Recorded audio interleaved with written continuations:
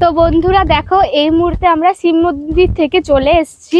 তো এটা উপরে এখন যাই কি জানি না এখনো, তো উপরে গেলেই দেখতে পাবো। চলো দেখাই যাক উপরে কি আছে। আর বন্ধুরা দেখো, এটা হচ্ছে আরো একটা পাহাড়। আর আমরা যে শিব মন্দিরে উঠেছিলাম ওটাও পাহাড় ছিল, আর এটাও একটা পাহাড়। এখন আমরা পাহাড়ে উঠছি, এটা হচ্ছে পাহাড়ের সিঁড়ি।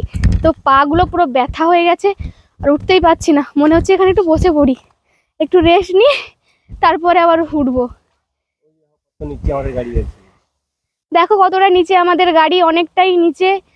আর ওই তো দেখো এই মুহূর্তে আমরা কতটা উপরে চলে এসেছি। আর এই দিকটা দেখো, নিচটা পুরো জলে ভর্তি।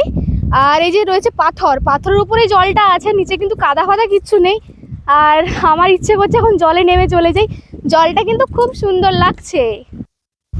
তো দেখো বন্ধুরা, এটা হচ্ছে পাহাড়ের উপরে মন্দির ফন্দির কিছু না, আমরা তো ভেবেছিলাম মন্দির। আর এটা হচ্ছে একটা পার্ক। তো এখানে সেরকম কিছুই নেই, জাস্ট চলে এলাম আর কি।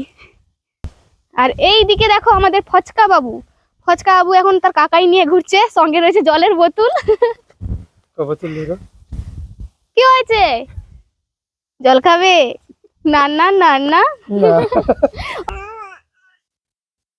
তো বন্ধুরা দেখো, আমরা কিন্তু আজকে একটা বিশেষ কাজে এসেছিলাম। আজকে কিন্তু বেশি কেউ আমরা আসিনি, আজকে আমরা এসেছি 1 2 3, আর এই যে এটা হচ্ছে আমাদের 4।